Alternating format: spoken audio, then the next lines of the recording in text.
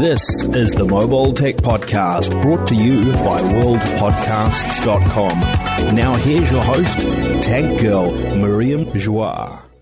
Hi, and welcome to the Mobile Tech Podcast. I'm your host, Miriam Joire, and today is Thursday, July 18th, 2019. My guest is Dr. Ian Cutress of AnandTech. Hi, Ian, how are you? Hi, Miriam. Not too bad. You? I'm great. You know, I think you're the first PhD I've had on the show. That can't be true. Come on. Either that or nobody puts doctor in their title.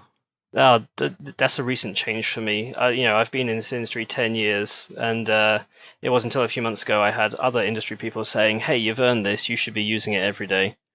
You know what? I do agree with that. Plus, you worked really hard. You went to Oxford, right? That's pretty amazing. Chemistry, correct? Something like that. It's. I like how you're like, I don't want to talk about this. That's fair. No, it's important, I think, because of what you do, right? You are kind of a chip guru. It's probably a bit of a stereotype, but your main focus is chips and chip making, and you do need a lot of knowledge to understand that stuff properly. So I think it's cool. Yeah, I mostly cover semiconductor space, processors all the way through to devices. Now, my PhD was computational chemistry, so that's computers applied to chemical problems. Right, so using computers to crunch chemical problems, right? Yeah. So I was using, back then it was graphics cards were the new big thing to accelerate compute, which is now obviously ubiquitous in supercomputers and stuff. So I helped bring that into a small little aspect. And that sometimes does help me when it comes to actually doing this job. It's funny how those things work out, right? It's funny because, I saw that and I assumed that you were, your specialty was like manufacturing, the chemistry around manufacturing semiconductors.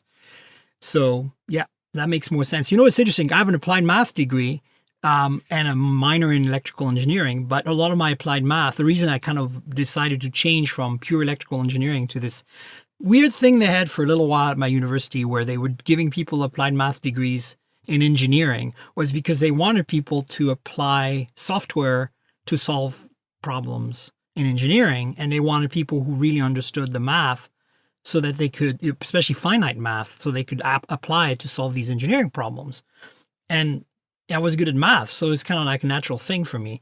But basically, it's the same thing as you. I basically, most of my career before I was a journalist was applied doing, helping create computer algorithms to solve physical and engineering problems, basically.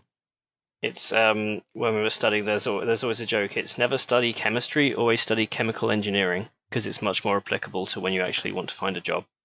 Indeed. And so, so that's kind of where I'm coming from. And of course, that brings us to two topics. One of them I did not mention in my notes, but we have to cover. It's the 50th anniversary of us landing on the moon. And as both nerds, we should probably mention something about the computers on that mission. But I don't want to spend too much time on it because the other big news I feel this week, and again, this is not mobile tech, but we cannot not acknowledge this as scientists ourselves. And that's the Neuralink, right? This new technology, well, it's probably not new, but more packaged for the mass, maybe not quite the masses yet, but packaged for a more consumer level brain-machine interface that Elon announced, I guess yesterday, right? Something like that. I say I'm a bit skeptical about it, but we'll get onto that in a second. I mean, I'm too. I mean, to be frank, it's the research has been going on forever, but sometimes it takes a special, visionary or whatever to kind of like turn it into something that becomes more easily accessible, right? Because I worked in medical research for a long time, medical imaging. That's how I became, that's the first applied math stuff that I did. And then I moved to video games because, I love the challenge of the kind of bleeding edge. And if you want to do software on the bleeding edge, you either be, you have to be in kind of research or military or video games is how I look at it. So I went to video games, but I'm fascinated as somebody who, did a lot of biophysics work at what Elon and his team or whatever scientists they've got there are going to bring to the table. Because the reality is, a lot of this is very Elon, very pie in the sky, very lots of promises. But, the promise here is something that's much more miniaturized, much easier to implant, much more consumer friendly, and hopefully more affordable. And I think with lots of people out there with disabilities through injuries and for other reasons that might need to control prostheses or, whatever it might be want to be able to type on a keyboard but can't use any limbs to do it. Whatever. This, I think, right now that technology does exist, but it's very, very kind of like you have to be in the right place at the right time with the right funding and the right people in your life to access this stuff. I want to see people I want that technology to become more accessible, and I hope that's what Neuralink is trying to do. It's one of these things where Elon, visionary or villain, choose your adjective. Exactly. But these are all laudable goals, and I don't deny that, right? It's clear trajectory that the human race is going on into, however much you like technology, this stuff is going to happen. Exactly. It's just the fact that we, from a general perspective among regular people, we're so far away from that being so heavily integrated. Now, Elon's famous for his moonshot-esque 10, 50-year ideas, and the Neuralink announcement. He said it wasn't necessarily so much about the product, but just about getting the word out there for hiring the right people. Which is interesting. Which is going to be stage one of this, right? So it's like the Tesla Roadster stage. Yeah. It's like, hey, we have an idea, we've been working on it, or we've had partners working with it, and it's got a few decades of research behind it, but we actually want to throw some serious money behind it, or we found people who would like to invest in order to throw serious money behind it, which is a slightly different thing. What worries me here is the whole concept of brain-machine interactions is how you define that interaction, right? Everything's done on a detection and response, right? If you can detect somebody wanting to do something and you can respond, then things happen. Right. Now, computers do this by communicating in ones and zeros. The human brain does it by more communicating in concepts. Things are analog in the brain, whereas things are digital with machines, and that's a hard barrier to overcome.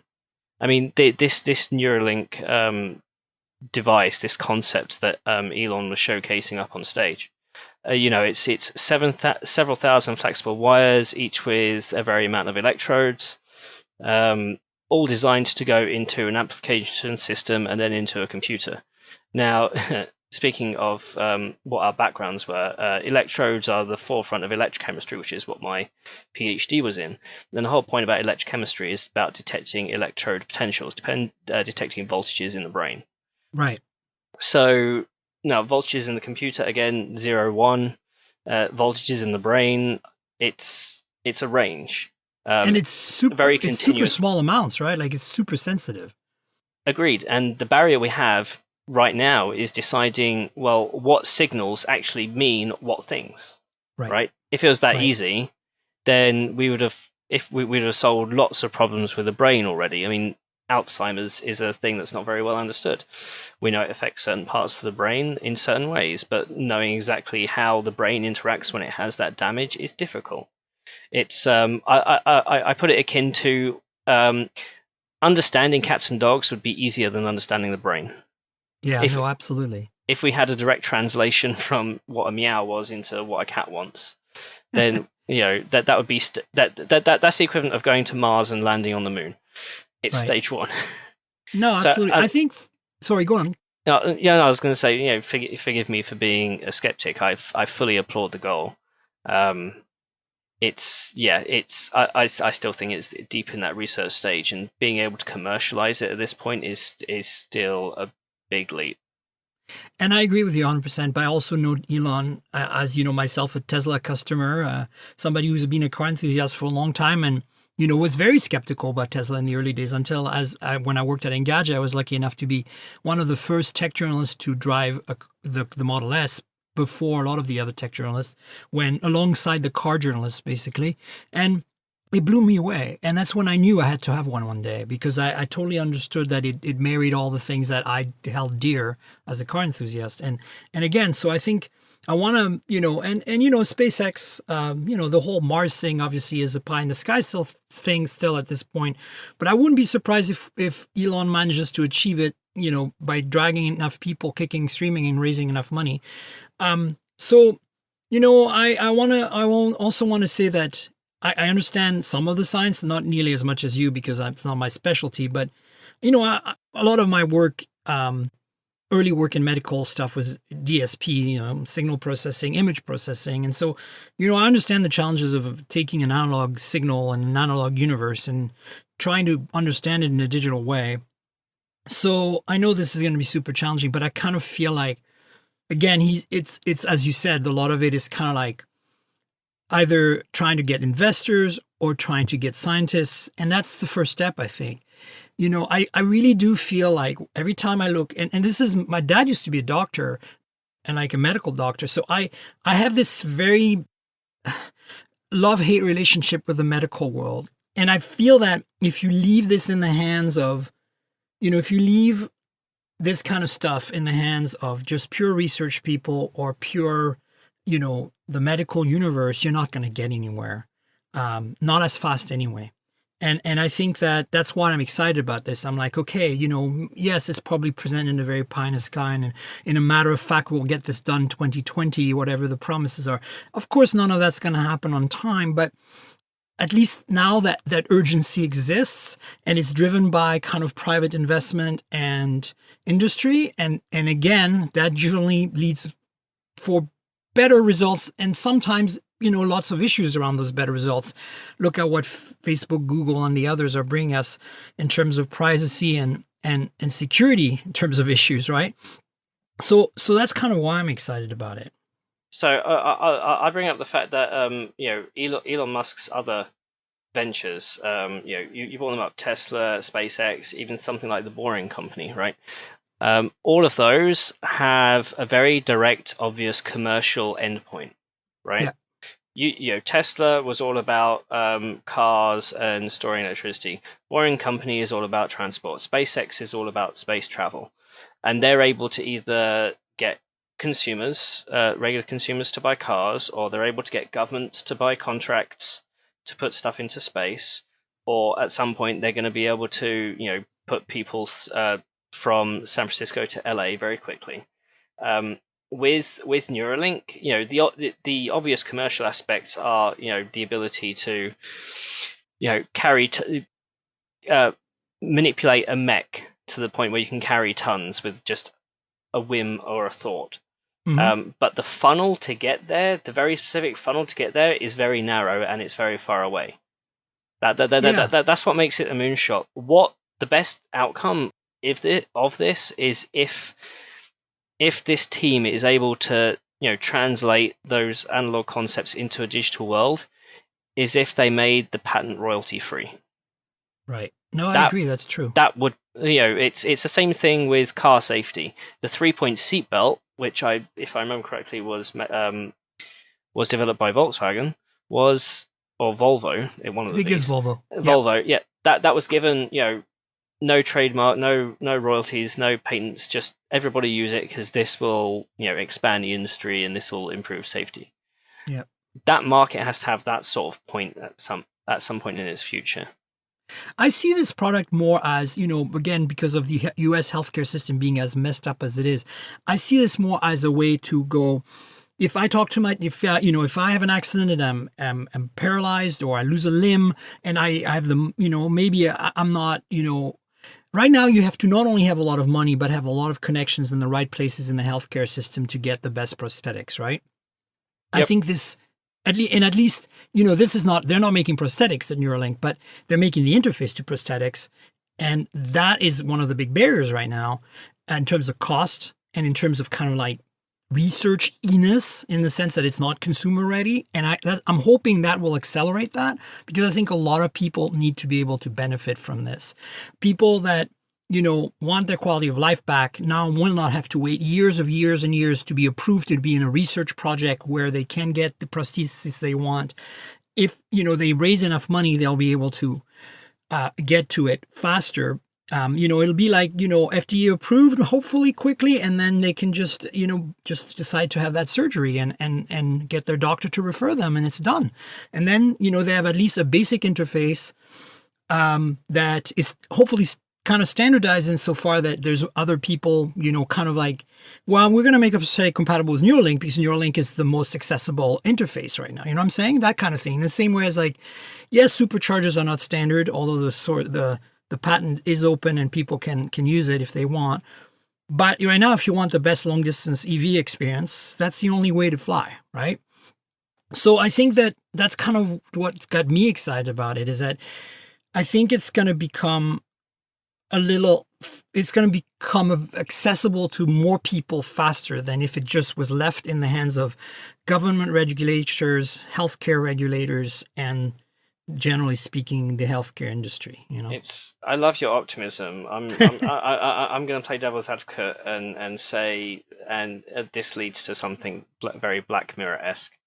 But it could be. I mean, again, I'm sure the military's been doing this for years now. Yep. We just don't know about it, to control fighter jets and whatever else.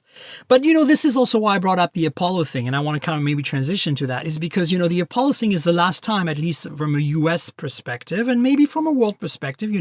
I'm a citizen of 3 countries. I've lived in Europe. So I'm not just like a very American view of the world. But I feel like it's the last time that, a big public thing happened, public in the sense of funded by the public, funded by government programs, with partnership with the private industry, of course, that the last time we did something absolutely insanely spectacular and that had no real purpose. I mean, sure, it brought a lot of technology and knowledge, but like, let's just go to the moon. Like, we didn't go to the moon to mine it. We didn't go to the moon to we just went to the moon. You know what I'm saying? We just like, let's put a human on the moon. And I think that's amazing. And I was born the year that we landed on the moon because I'm old. And, I was born a few months before July 1969. And I, remember watching the later missions on TV, like barely remember because I was 3 years old or something for the last one. And as a child, I was reading so much about NASA and going to space, and I was really into it. Like, I didn't want to be an astronaut because I knew better, but I think it in many ways shaped me as a human to become an engineer, as somebody who loves technology. And Neuralink, yeah, you're going to say, why are we talking about this on a mobile tech podcast? Well, because, mobile technology, the ultimate end game of mobile technology is implants. I've always said that. It's going to happen, right?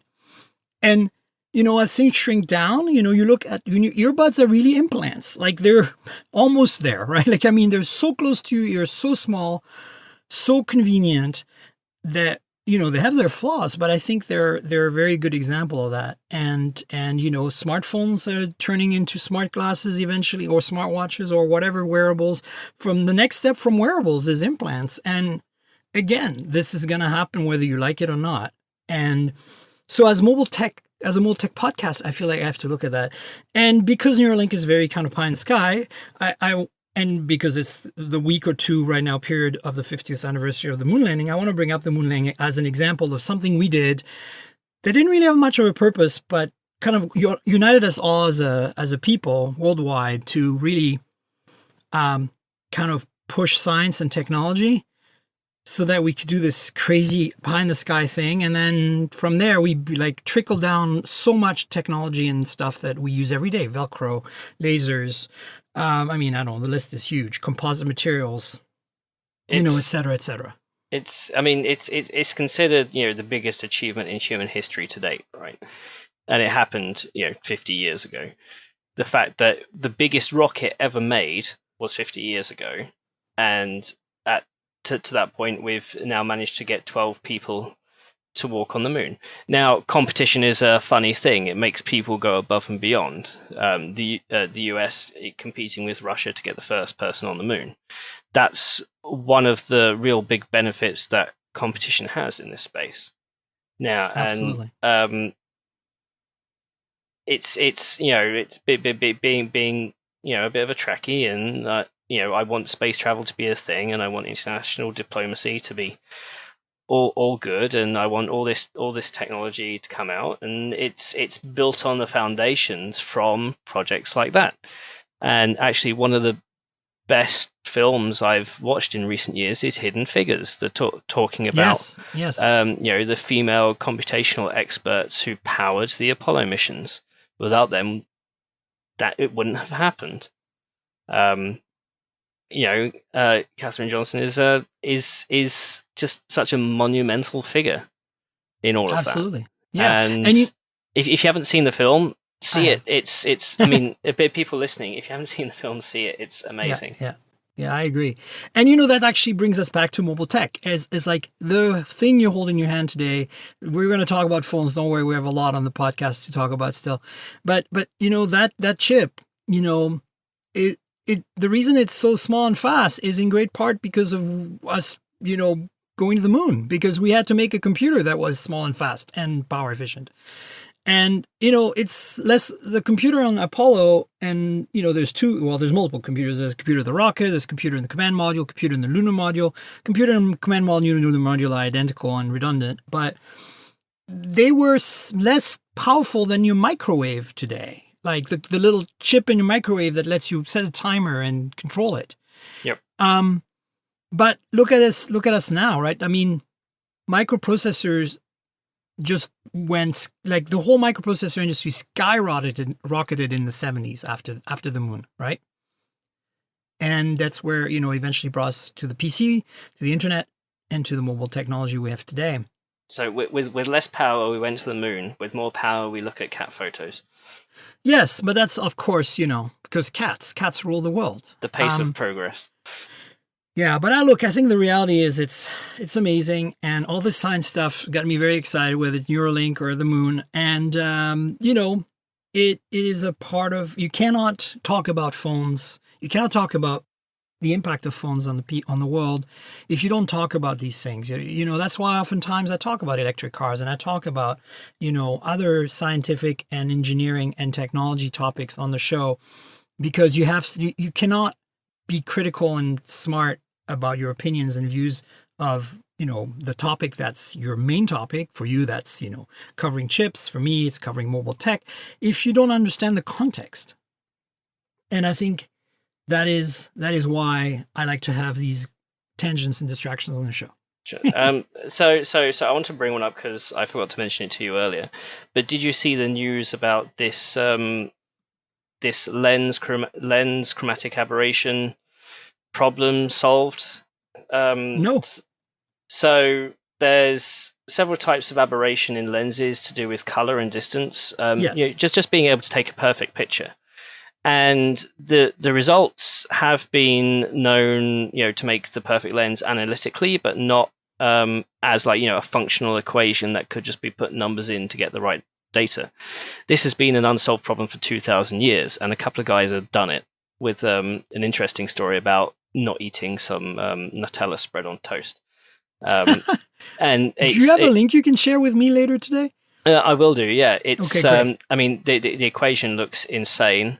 But apparently the guy who who's essentially had his eureka moment, and he said "mother" in Spanish when he realized what the actual equation was. Like I said, when he was making his own toast. So I mean, this equation, which has been published and peer reviewed, will mean that it should be very easy from now on to make lens without aberration defects. Wow. So that's going to be another quantum leap forward for mobile photography. It should be able to. I mean, we still have to ensure that the manufacturing processes do what they need to do, right, in order to get it. And it won't necessarily make them cheaper, but it should make lenses more accurate, because we now actually have a definitive equation of how light enters lenses and how it should be perceived on the other side. That is fantastic. That is definitely a nut we have been trying to crack for a long time. I had no idea. I need to find that. The funny thing is, so on the gaming side, I mean, there are lots of visual effects that are made in games designed, to simulate these aberration effects when you Yeah. pretend you're Pokemon Snap when you're looking down a camera, or when you're looking down the barrel of a gun in Call of Duty or what have you. Right. The developers actually try and implement these lens effects. Now they don't have to because the lenses will be perfect. So it makes gaming faster. Right. That's amazing. It's But like this people are weird going to knock-on find it effect. doesn't look real, quote unquote. You know what I'm saying? Oh yeah, that yeah. in the same sense as who was it? I think the guy who did Transformers. What's his name? The director. I can't remember. His extra use of lens flares on everything. Yeah. Fake, even in movies. So it's not just games, right? It's the uncanny valley sort of thing, isn't it? It's the uncanny valley. So speaking of, we're getting back closer to mobile tech after 25 minutes. I want your thoughts on that Snapdragon 855 Plus that Qualcomm announced this week. I got to give them some kudos for that. They did invite me to the briefing. I couldn't make it. It just didn't work in terms of timing. I did the Snapdragon 215 briefing instead, and I kind of regret it now.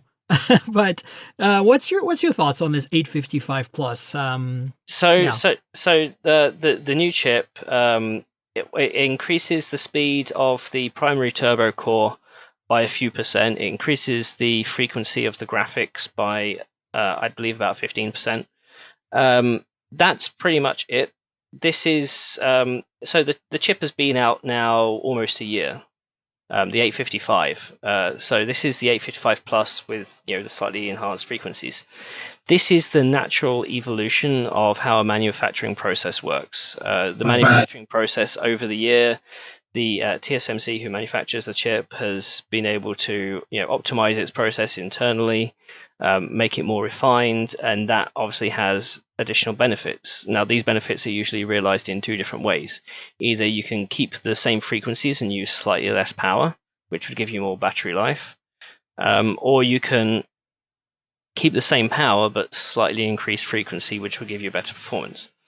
Either way, efficiency is increased. Now, this used to happen 20, 30 years ago in the PC space, but not a lot it was just kind of rolled into the same product, and people just assumed that over the lifetime of the product the newer ones would be better. This time, as the mobile space and the PC space, every time there's a very minor enhancement in the manufacturing process, people come out with new chips because they're slightly faster, slightly more efficient, which is fair enough, because if you're a company that has a efficiency advantage over your competition, you're going to use it and you're going to market as much as you can out of it. So glad it's coming out, though you can imagine that Qualcomm has its next generation chip down the barrel, almost in the firing line, ready for next generation flagships as well.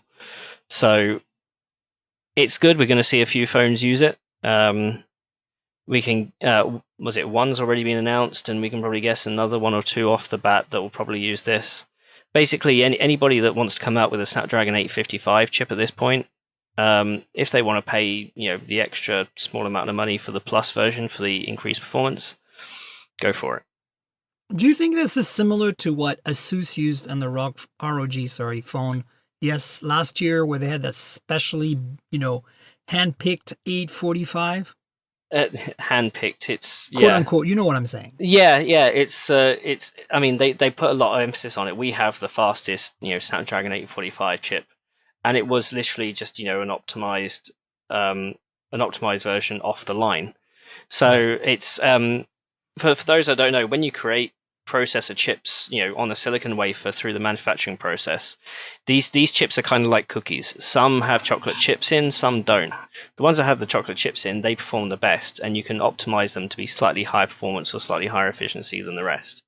Now, what Qualcomm will do is they'll get TSMC to make a few wafers of their processors, and some will be better than others. Now, the ones that are better, they can label as the Snapdragon 8000 series. The ones that aren't can be a similar design but lower frequency on the lower end. And what this is another step up from that. So, and they'll charge accordingly for it. Yeah, and you'd expect that. It's interesting to me because as you said, we're so close to getting the next generation processor, and I just mentioned the RG phone, which I like to call ROG phone, to piss off some of the people that don't like. I've had a few gamers yell at me for that. I'm like, seriously, guys, just relax, okay? It is just a brand. So ASUS, did the ROG phone last year. And of course, with the Snapdragon 855 Plus announcement, the first logical question is who's going to be the first to have a device with this? Well, whether they'll be the first or not, the first to announce a device for this is ASUS again with the ROG Phone 2. We kind of half expected it. It's ASUS seemed to be very adamant in having this sort of gaming phone device, this premium sort of half generation launch device. If I remember correctly, last year it came out with almost $1,000 worth of potential accessories you could buy for it. Chances are we're going to see the same thing again here. They've not actually announced anything else with the phone yet, just the fact that it's going to have the new processor. Interesting. Yeah. I mean, look, I liked the ROG phone for the brief time I used it last year, but I didn't like it enough to really be too excited a bit, to be frank with you. So I don't know what to make of this, frankly. It's in the mobile space, we have this weird thing where companies that normally play in the PC space, a lot of their revenue has derived over the last few years due to gaming, because you can have a standard PC and you can have a gaming PC, and the gaming PC is going to be faster. In the mobile space, it's hard to necessarily differentiate with a gaming phone because it has exactly the same hardware as a flagship. Yeah. So you have to differentiate in other ways. In this case, it was having that very slightly faster bin, slightly faster processor with the ROG first gen phone. Then they also bundled it with that fan that clasped in the back to help with cooling, so you could get the bonus performance for longer. Which comes into the concept of, well, how do you make a gaming phone when the flagships already have all the top-end specs?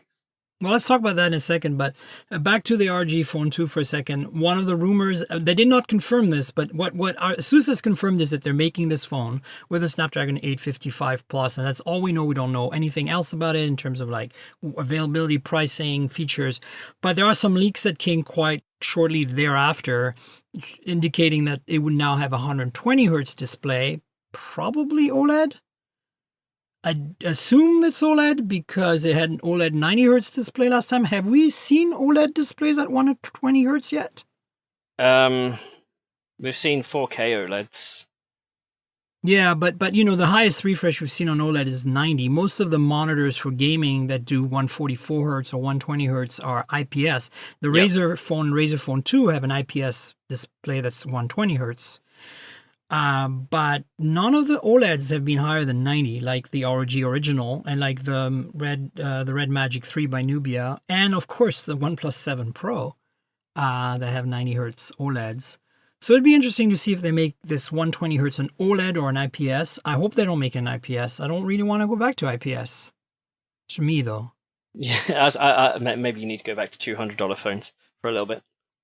Yeah, I mean, how do you feel about that? Do you feel the days of IPS are done, like in terms of smartphones at the high end, or do you think that there's still some life left? Last year's G7 from LG was one of the nicest IPS panels I've ever used. We're in that weird thing of, do you actually is the one thing that makes you buy a smartphone over another one the OLED, the fact that it's OLED over IPS? No. And I would say no. If you can make your phone great in other areas, the fact that if it has an OLED or an IPS or not is neither here nor there. Right. I mean, for me, it's a plus, yes, but yeah, I think for me the big deal is, of course, if you want an in-display fingerprint reader and an under-display camera, which are both things that are going to be pretty commonplace soon, you need an OLED display at this point. So I think the writing's on the wall for IPS, in my opinion. Didn't LG just announce that they're creating a new factory to make OLED panels as well? Yeah, I wouldn't be surprised. LG's been driving OLED forever now. Ironically, they made their G7 last year with an IPS panel, but hey, it was the brightest IPS panel ever on a phone. So there you go. But look, I'm looking forward to it. I'm not a gaming phone person. I'm not, I think this Snapdragon 855 Plus is, interesting, and I find that Qualcomm, as usual, is very smart marketing. Let's make a little extra money on people who want these gaming things and get the manufacturers to make devices for this by giving them a chip. It's very, they're very smart about this. Is it for me? Probably not. And the reason I'm saying that is, in case you haven't seen it yet, I'll have links to all of these things, of course, in the show notes as usual. But I wrote a story on Android Police this week that was published on Tuesday about me using that Nubia Red Magic 3 as a normal phone. So it's not a full review because I didn't want to spend the time on a review with benchmarks and, all that stuff. But I wanted to kind of more like tell a story of me using this phone for a few days and treating it like a flagship phone. And the impetus behind that was that if you look at that phone on paper and you remove all the gaming stuff, you don't care about the gaming aspects. The specs are really impressive, right? Snapdragon 855, 8 gigs of RAM, 5,000 milliamp hour battery, Sony IMX586 48 megapixel camera module, nice OLED display, plain Android or stock Android, whatever you want, very close to stock Android. So all these things that people look for in a flagship, or at least the kind of people who listen to the show look for in a flagship. And I was like, what if you ignore the fact that it's got a built-in fan and shoulder buttons and a blinking light in the back and all that stuff, and it has that awful, gaming aesthetic. What if you ignore all that and you just look at the specs and you look at the price, which in the US is $479, and it's available today with a warranty supported by the company in the US, unlike, say, the Zenfone 6, which is still not out in the US officially. Of course, you can buy it, and it's, of course, the closest competitor, but it's not a gaming phone. But if you're looking at just the flagship specs. So I wrote the story. You should read it. It's basically, my experience using the phone as a non-gaming phone. And the takeaway is that it totally passed the test. It's great. It's really good for the money. My only big two concerns with it were, not concerns, the big negatives for me were the size of the phone. It's massive. It's bigger than a OnePlus 7 Pro. And the lack of NFC. I use Google Pay all the time, and you can't use Google Pay when you don't have NFC. And then the two niggles, I would say, more like question marks, are the camera is pretty damn good because it's a good module and a good system, but it could be better because the software is very meh. So, hopefully we'll see a Gcam, Google camera, Pixel camera port for this phone, or you might need to install some third-party apps to benefit from a better experience. It's still good. I mean, it's fine out of the box. It's just not, quite as good as some of the better flagships. And it's a single lens only. And then the other thing is, updates. Will this phone get updates? Will this phone, be supported by the company for another year or two? Because, they just made the Red Magic Mars 3 months before this. So and there's already talk and rumors of a Snapdragon 855 Plus version of the Red Magic 3, maybe the Red Magic 3 Plus. So at the pace that Nubia is going, are they going to just drop support for these old phones? I'm not sure. What's your take on all of this? Well, it'd be interesting to hear your thoughts because gaming phones, they're obviously optimized for getting as much performance out you can, but they also want as much battery life as you can. So these things should be really, really efficient. Even when you cool them down, they'll even be more efficient. And the fact that it has a 5,000 milliamp hour battery must mean that the battery life is pretty good. Yeah, in my tests, I had easily 2 days. 2 days of heavy use. I can see this lasting for 3 days, no problem for most people. And at the kind of level of performance you expect from a flagship. I completely forgot to mention this. I did earlier in our discussion about displays, but this is the only phone at that price point with a 90 hertz OLED. So it's not a Quad HD OLED like the OnePlus 7 Pro. It's a 1080p OLED, but it's a really nice 1080p OLED, and it's 90 hertz. The entire UI, everything runs at 90 hertz. Ironically, many games only run at 60 hertz. So, do you really benefit from a 90 hertz display on a gaming phone? That's another story somebody should write. I mean, today, probably in 6 months it'll be different. But I like the smoothness of the user experience on this phone simply because, in fact, you can't even change it to a lower refresh rate. You're stuck at 90 hertz in every app you run, other than the games that bring it down to 60, and in every UI interaction, which makes it feel like a OnePlus 7 Pro in many ways. It's really delightful. So I felt for the money, it's a really good experience. It's a very narrow window though, because the Zenfone 6 is coming to the US soon. There's other phones like the Redmi K20 Pro, which are insane for the money. Of course, they don't have stock Android. They don't have 90 hertz display. So, interesting little exercise, this phone to kind of use not as it was intended. But you're right. I saw that a lot of performance benefit, especially for sustained stuff like, video recording. When I did a lot of apps running at the same time that did some number crunching, like photo editing and stuff, I noticed that because it has a fan, and it's such a massive battery, the thing never got warm in my hands, and it never skipped a beat. It just kept going at pretty much full-blown performance the whole time. Do you remember when Huawei started to get really big? And at the time, they were putting out 40, 50, 60 phones a year. And then they started to consolidate down to focusing on, the sort of 3 main brands, the sort of 10 phones a year model, because they wanted just more volume with fewer versions. I do. I think these, the Chinese companies, I mean, Oppo's kind of gone this way already, but companies like Nubia, they can't just keep pumping out a new version or a new variant of phones every 3 months. At some point, they're going to have to take a look and say, we need to consolidate some of this and put more effort into a single device, or one device. One device, 1 or 2 devices per year. Maybe for the gaming market. When the gaming mobile market, I think, kind of finds its feet, because it's still only sort of second generation stuff. Oh my God, it is. And it's really early on. I wouldn't suggest anybody buy a gaming phone, even if they're a gamer, because the flagships do such a great job at gaming. And because there's no support. Like, you map the shoulder buttons that are capacitive on these devices to an area on the screen. The games don't natively support these buttons, most of them. And the 90 hertz display isn't supported, 120 hertz on the Razer. So it's like, why do you want this? And then they look ugly, in my opinion, but that's just me.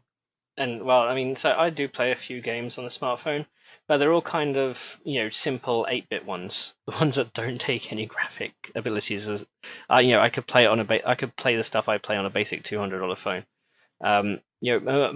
Mobile gaming needs to approach the levels of, say, the Switch. Yes. In terms of, not only the IP that people can play, but also, the scale of AAA games. And it'll come to a head. It'll come somewhere. Maybe using smartphones as a wireless connection to a augmented reality headset. Maybe that's the future. Who knows? Yeah, no, absolutely. I think, look, it's inevitable that we're going to get the same thing that happened with gaming laptops. They're a thing. They're real, or gaming PCs. Like there's legitimacy here. I don't doubt that it'll happen with phones, but right now I just don't think people should bother.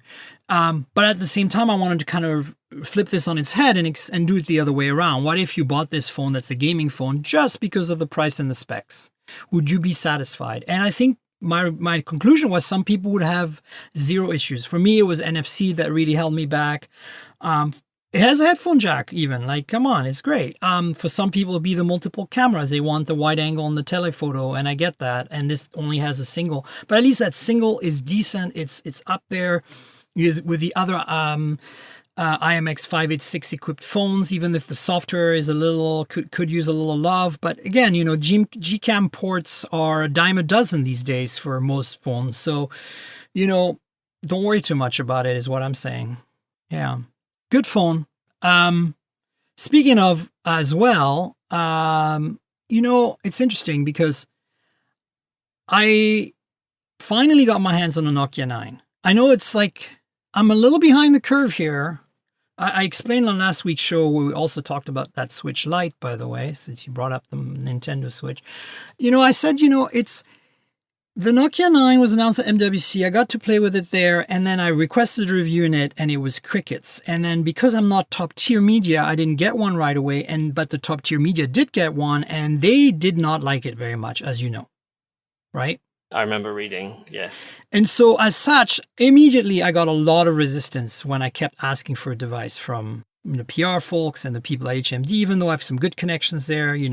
Ben's a wonderful person to deal with. But I could tell like they were putting the brakes on, and I was like, guys, come on. Like, I know I'm probably going to be as critical as these other folks, but it needs to happen. Like, this imaging is a huge part of what I cover. I've been a passionate mobile photographer for years. I need to get my hands on this phone. And so it took a long time, but eventually they finally, acknowledged that I should get one, and I finally got one. But it wasn't even new in the box, so I couldn't do an unboxing video or anything. My audience on YouTube really likes them. So, but I might do a little review and run you through things. The reason I'm bringing up the Nokia 9, though, is other than the fact that I have one, and yes, the camera is very flawed. It's interesting because it's a great idea, but a very poor execution. And the biggest problem is the performance of the camera in terms of, speed. And the consistency of the results in terms of quality. There's a lot of potential there, but I think this is definitely one of those products that needs to wait for a second gen to become, and I mean, because it needs more hardware oomph to really realize its potential. And then, the reason I'm bringing it up too is because I don't know if you have had this phone in the UK for a while, but we just got the Nokia 2.2 in the US for $140 US dollars. And it's unlocked and officially supported and everything.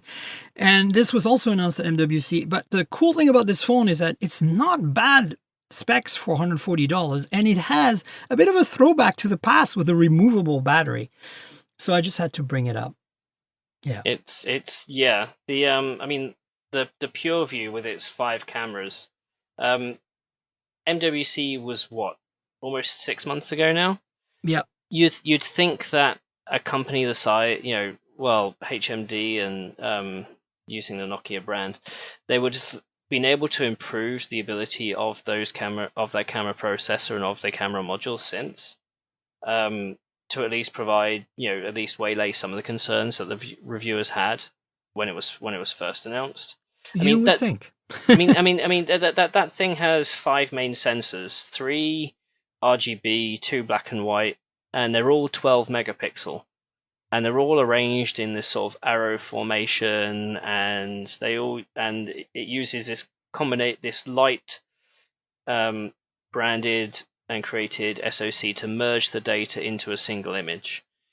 It's not always been too clear on how that works because, they say under proprietary technology and stuff. But this was an opportunity for the company to say, hey, look, we're doing something really different. And we are a specialist in engineering, and this is how we can do it. And I don't think that the company necessarily promoted themselves in that way because, I don't know, I get the feeling sometimes with these Nokia devices, or at least the high-end ones, that they're not willing to dip their toe. They're not willing to push necessarily the marketing dollars or to get the right messaging out there that they need to in order to help promote their devices and then answer concerns on the back of that. I think the big issue for me for that phone, other than the camera, which I was really interested in, everything else about that phone is pretty damn great. I mean, no headphone jack's a bit of a ding in my opinion, but a lot of people don't care about that. And the biggest ding, other than the camera being, a hit and miss experience, is the in-display fingerprint reader is completely unusable. It is. They might as well not bother with fingerprint ID on this phone. It is so bad that, be aware of that if you decide to get this phone, because there's been some sales recently with Prime Day. Oh my God. I thought the OnePlus 6T was bad. Fingerprint scan in-display this reader. And thankfully the 7 and 7 Pro have resolved that, but this is way beyond that. I mean, it's literally unusable. I could spend 20 minutes talking about the in-display fingerprint technology industry and how we don't have good visualization into who makes what sensors and how many generations of each sensor are out there and who uses what. Yeah, no, I know that. I don't want to go down that tangent, unfortunately, because I have a bunch of other things I want to cover in the next 20 minutes, but I would love to have that conversation with you sometime. The thing about it is, here's the thing, Ian. I have in my pockets right now, I'm kind of like duking it out against each other. It's a little an unfair comparison, but it's the timing of things that make this happen. I have that Nokia 9 PureView, and then I have a Xiaomi Mi 9T, which is the Snapdragon 730 equipped phone with, I think, 6 gigs of RAM, a beautiful notchless 1080p OLED, a fingerprint display sensor, in display fingerprint sensor that works, and a pop-up camera, which is a gimmick, but it's cool. And 3 cameras in the back, one being an IMX582, which, as you know, is very similar to the 586. It just doesn't handle 60 frames per second 4K video recording. Basically, we're looking at a phone that right now, other than the software experience, because Android One on the Nokia 9 is a delightful experience, everything about the Xiaomi for $350 blows away the Nokia, including imaging, in terms of consistency and overall performance. It is kind of mind-boggling to me that, yes, I'm comparing phones that are 6 months apart, but it's mind-boggling to me that even a company like Xiaomi, who, it's a bit of a hurdle, the experience. It's a very skin Android. I don't like it much at all, that UI. But, it's such a good phone in every way. Great battery life, a bigger battery than the Nokia 9. And the Nokia 9 is a Snapdragon 845. So the 730 and the 845 are probably, you're the expert here. How would you compare those two chips? 730 probably still has a little way to go on the 845, but the 730 is manufactured on the 8nm, the new 8nm process, so you're going to get a lot better efficiency out of it. Yeah.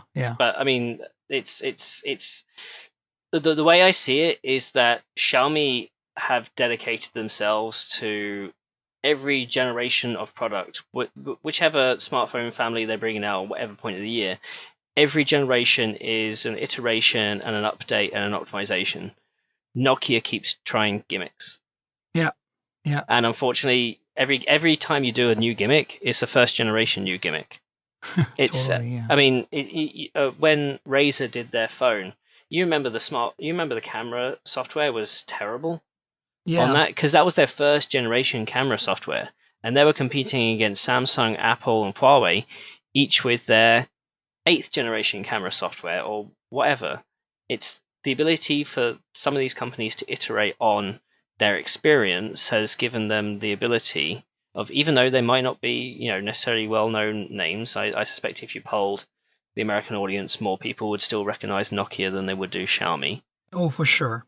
But this is what happens when you actually have a corporate incentive to build and optimize and refine rather than just go for that one feature.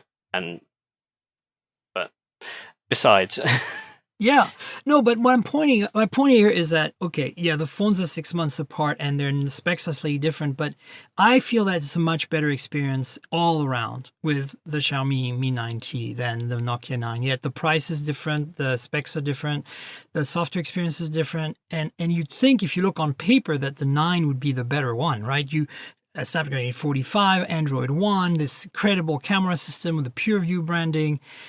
No headphone jack. It just all falls apart. And the Mi 9T has NFC even. So everything about the Mi 9T is just, other than the software, is just fantastic. The versatility of the 3-lens camera system is really good. I feel that the camera outperforms the Nokia 9 by default, at least if you look at the main camera. And if I start comparing the Nokia 9 to flagships of its era, like, let's say, well, probably the P30 Pro is a little newer, but let's say even the Mate 20 Pro, right? Yep. Night and day, the imaging. Like, the Mate 20 Pro just blows the Nokia 9 away in terms of imaging, and the P30 Pro blows that again away. And I would argue that the Pixel 3 and 3 XL and 3A and 3A XL today blow away the Nokia 9 in imaging. And you're going to say, of course, computational photography, it will rule the world. And I agree. But they're both doing computational photography. Hello, right? Just One is doing 1 lens and one is doing 5. So I don't know. It's a big miss for Nokia. I really wish I could say something else. I wish I could say, I was skeptical because I hadn't played with one, and I was really wanting to believe that maybe the reviewers weren't really looking at it the same way as me because I'm an imaging freak. But no. Everybody's been very right with their Nokia 9 reviews. It makes me wonder how some of these companies do their market research. Whether it's, I spoke to some companies and literally all they say is they do random polls on Facebook and Twitter. and that's Wow. a bad way to do market research. Terrible. And it's funny. So I mean, we deal with the PR sides of these companies, whether it's a smartphone company or a PC company or what have you.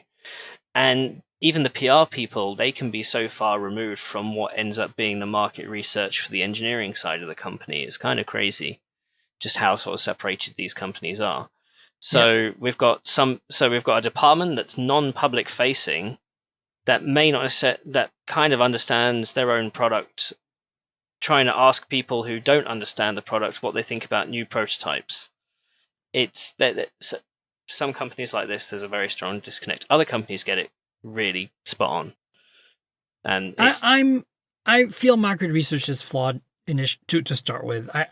Car manufacturers do market research and look at the boredom and meh state of cars today. Like, yes, they get, most people seem content, but cars are so boring and so just like, it's like, why do we have so many small SUVs and CUVs around? Like, you don't need that. A good station wagon does everything way better. And it's like an estate for you folks in the UK. It's like, I don't understand it. And yet, the market research. And I'm like, F the market research. Like, Apple didn't care about market research when they made the iPhone, okay? Like, and look at where we are now. They single-handedly changed the way we use a phone, right?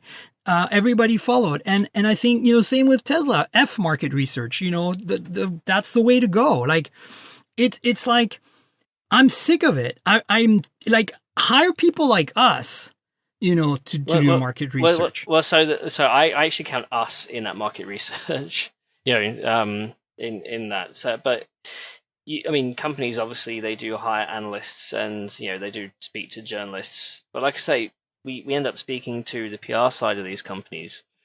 And you really do wonder how many of your comments go through. Because, to take the Nokia 9 PureView, they probably, had the best part of 150, 200 reviews worldwide on that, at least. Yeah. Everybody would have a bunch of comments. And they're all collected by different PR arms of the company in different regions. How many of those comments do you think actually filtered through to the design department who's going to think of the Nokia 10? But it doesn't matter. Those design department people should be reading these reviews. Yeah, they don't. Yeah. That's my problem. They should. PR is should be a two-way street. Absolutely. I wish more PR people were better at returning that feedback. But that's, if you're in the industry and you're consumer facing, whether you're in engineering, design, whatever, you should be aware of what your consumers think of your product.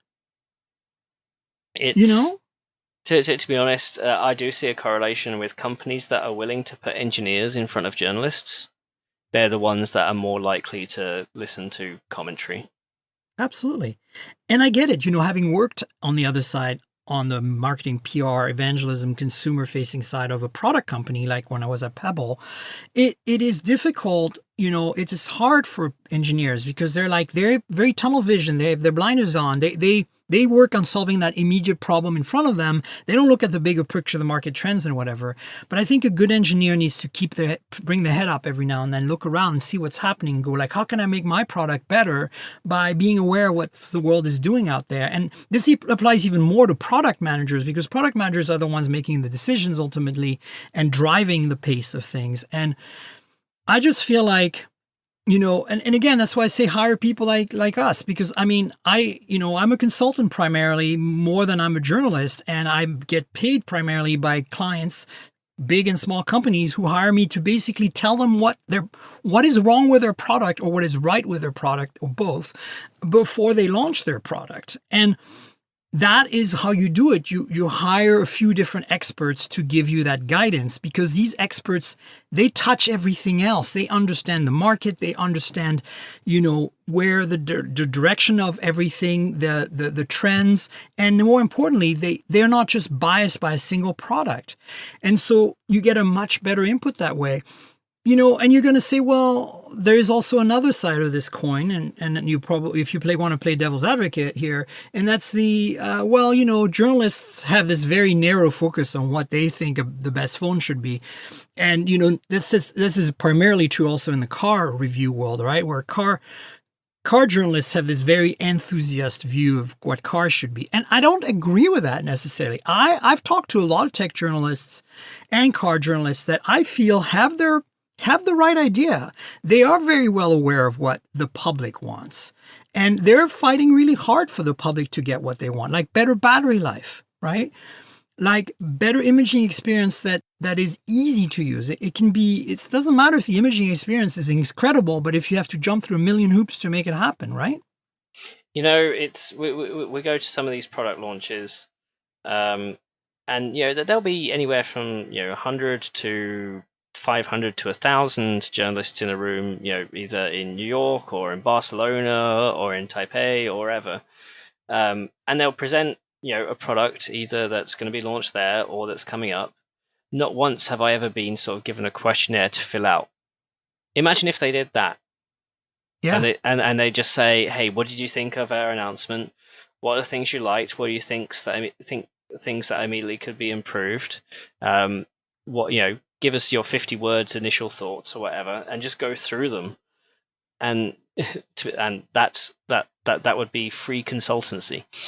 Totally. Yeah. Well, there you go. Maybe they should do that. I want to move on to a few more things before we wrap up.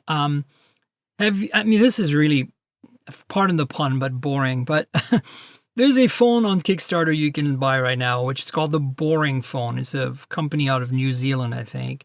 So it's no relation to Elon Musk's Boring Company. Correct. And no relation to any kind of company that works in the boring industry of digging holes and things in general. And it's interesting to me because they basically took a Xiaomi Mi A1, which was a Android One, the first Android One phone by Xiaomi. There's an A2 and an A3 was just announced. So it's the 2-year-old phone, almost 2-year-old, it'll be in the fall, that they're basically reskinning with a custom build of Android that, makes this into essentially a dumb phone. So you don't have social media, you don't have email, but you have photography, you have texting, calendar, contacts, photo editing, or even photo uploading, whatever. I mean, it's just like basically like the idea of like, let's have a phone that doesn't distract you.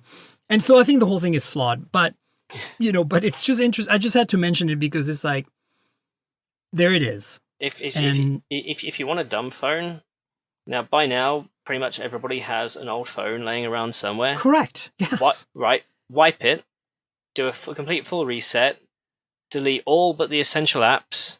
Yep. And you have a boring phone.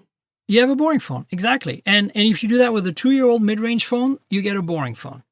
Yep. Because that's the specs. And even better, I would argue that you could buy that Nokia 2.2 for $140 and get an even better experience.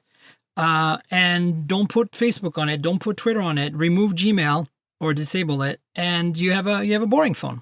Yep. There you go. So I don't understand it. And they charge $300 or whatever it is to people for this. Fools and their money are quickly separated. Yes.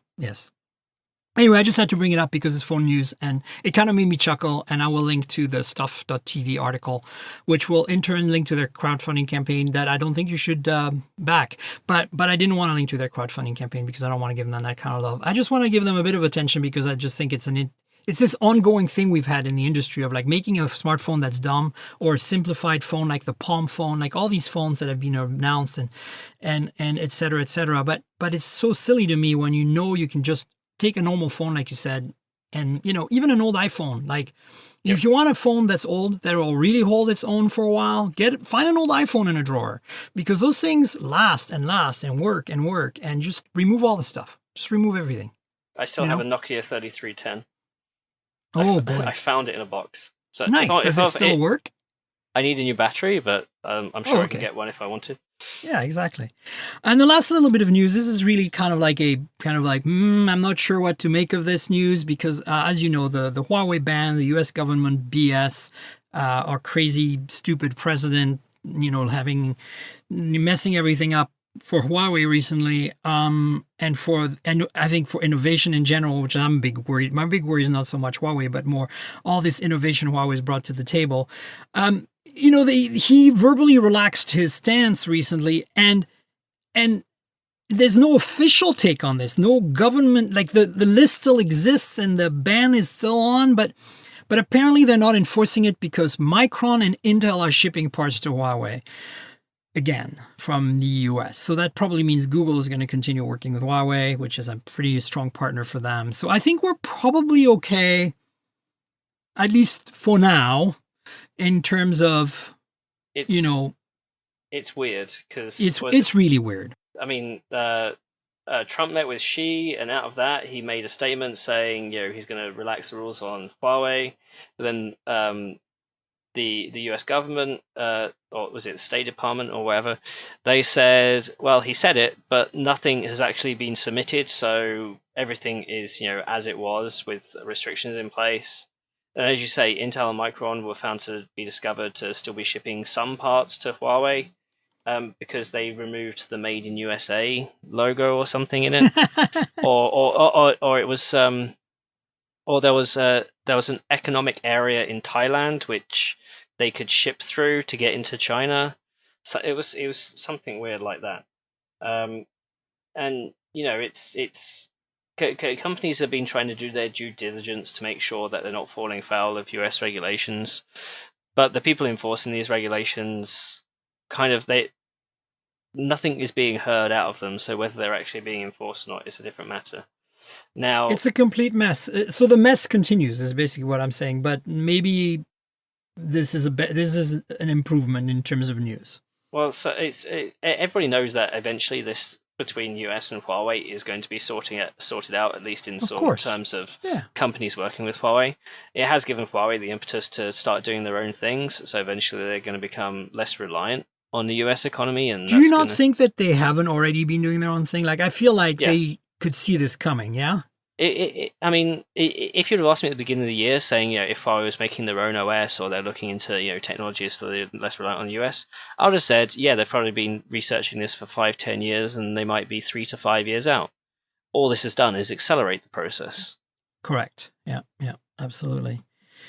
Yeah, well, there you go. So that's more or less what I've managed to gather in terms of news and stories for you folks this week. I'm probably missing some stuff, but hey, there's a show next week. So in the meantime, I want to get Ian a chance to tell the world where people can find you on social media and on AnandTech and all that.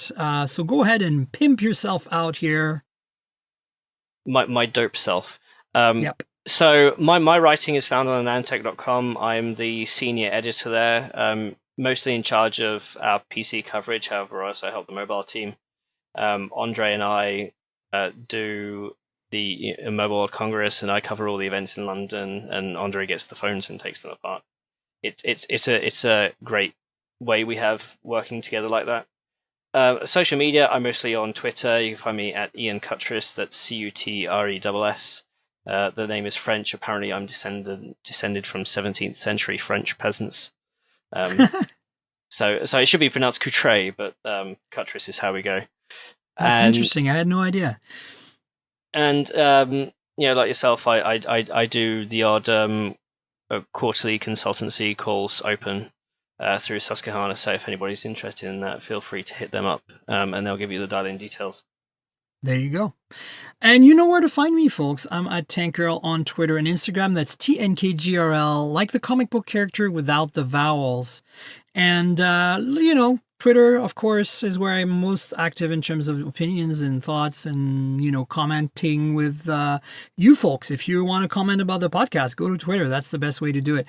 Also, Instagram, pretty pictures that I take with phones and pretty pictures of phones because I like doing that. There's a YouTube channel that's complement to the show, youtube.com/Miriam Jouar, my full name spelled out. If you don't know how to spell my name, just go to my Twitter. It's there. Just remember to remove the space. So it's just Miriam Jouar in one chunk for the YouTube channel. And you'll find the channel. Hopefully you like the videos. Subscribe. Tell your friends about the channel. There's unboxing, hands-ons, sometimes interviews, reviews occasionally. Mostly it's kind of a visual complement to the show. So this Nokia 9 I just talked about, you're going to see a video on the channel pretty soon where you can see the phone in person handled for about 5-10 minutes, so that, of course, there's lots of content out there that'll show you these devices, but, I want to give you some love as well with my own content. So follow the YouTube channel, subscribe, all that stuff. And of course, the podcast, mobiletechpodcast.com. If you stumbled upon this podcast by accident, that's where the RSS feed exists if you want to add that to your podcasting app. But we're also searchable on Google Podcasts, Apple Podcasts, Pocket Cast, Overcast, TuneIn Radio, and of course, I think where most people go is Spotify. So you need to subscribe. Just go on these platforms and look for Mobile Tech Podcast with Tank Girl. And that's basically it in terms of the logistics of the show. I want to thank our sponsor, Audible. Audible.com is where it's at for audiobooks. If you like to read, but for whatever reason you cannot read, maybe you're a delivery driver and you have to keep your eyes on the road, but you want to listen to books, well, they're the platform for that. They are the best, the most selection, and they're pretty great. If you like books, but you need to somehow listen to them, they're your ticket. Here's the best part. There's a special deal for the podcast. So you can get 30-day free trial. That's not that big of a deal. But, if you get a book during that time, you can keep that book after the 30 days you cancel. So that's a nice little perk. So if you're not already an Audible customer, go check them out. audibletrial.com/mobiletech is the URL. That's audibletrial.com/mobiletech. If you go in the show notes, you'll see the link as well. You can click on that and, try it out. And you'll support the podcast, and you get to keep a book for free even if you cancel after 30 days. Hopefully you don't. Hopefully you like it. I like to listen to it on road trips. As you know, I drive a lot, so it's nice. Anyway, that's it, folks. But I want to thank Ian for being on the show. Thank you so much for coming. No worries, anytime. We'll absolutely have you on again in the future.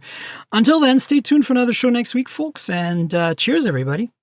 This has been the Mobile Tech Podcast with Tank Girl, proudly presented by worldpodcasts.com. You can visit us online at mobiletechpodcast.com.